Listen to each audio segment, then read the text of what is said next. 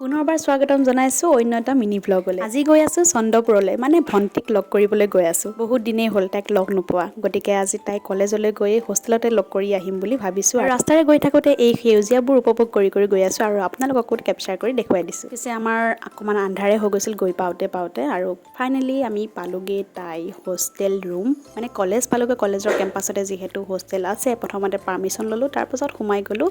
আৰু এইয়া তাই আহি আছে আমাক দেখি বহুত দিনৰ পাছত অৱশ্যে লগ পালোঁ। আৰু পাহি একদম তাইক কোচত উঠি গৈছে, যিহেতু মাহীয়েকৰ মৰমটো বেলেগে হয়। বহুত দিনৰ পাছত যিহেতু লগ পাইছোঁ, গতিকে বিৰাটেই বেছি ভাল লাগিছে। আৰু মায়ে মানে এগালমান বস্তু লৈ আহিছে তাইলৈ। বাকী যিয়ে নহওক কলেজৰ কেম্পাছটো মোৰ খুবেই ধুনীয়া লাগে, আগতে মই দেখাইছোঁ আৰু এতিয়াও বাৰু দেখাম পিছলৈ। প্ৰথমতে সোমালোঁ তাইৰ ৰুমত, আৰু এইফালে ৰুম প্ৰায় ট্ৰিপল বেড আছে আৰু দুজনী ছোৱালী থাকে ইয়াতে। আৰু ঘৰৰ পৰা যি খোৱা বস্তু নিছে তাই আগত টেষ্ট কৰি লৈছে, বহুত দিন বোলে খাবলৈ পোৱা নাই ঘৰৰ বস্তু, হোষ্টেলৰ খানা খাই থাকোঁতে গৈছে। চ' কি নিছে কি তাইক চব চঞ্জাইত দিছেগৈ। তাৰপাছত ওলালোঁ কলেজৰ কেম্পাছটো চাওঁগৈ বুলি অকণমান, আৰু ৰুমৰ পৰা কলেজৰ ভিউটো এনেকুৱা হয়। আৰু আন্ধাৰে হৈ গৈছে, তথাপিও আমি অকণমান চাওঁগৈ বুলি ওলালোঁ কলেজৰ কেম্পাছটো। ঠাইখিনি অৱশ্যে বিৰাটেই বেছি ধুনীয়া হয়, কাৰণ কোলাহলৰ পৰা অকণমান আঁতৰত থকাৰ দৰে লাগে। আৰু এয়া তেওঁলোকৰ কিটচেন ৰুম, আৰু লগতে এখন গ্ৰাউণ্ড আৰু কলেজ।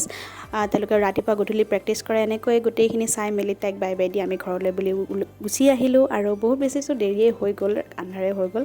গতিকে তাৰ পৰা আহি আমি আকৌ ঘৰত ড্ৰেছ চেঞ্জ কৰি আহিলোঁ এখন বিয়ালৈ বুলি, কণমানি এজনীৰ বিয়া আছিলে। চ' তাকে আহিলোঁ বিয়াখন খাবলৈ, আৰু কইনাক মাত লগাই আমি ডাইৰেক্ট আহিলোঁ খোৱা বোৱাৰ মাজলৈ, যিহেতু ৰাতি হৈ গৈছিল, বহুত বেছি দেৰি হৈ গৈছিল।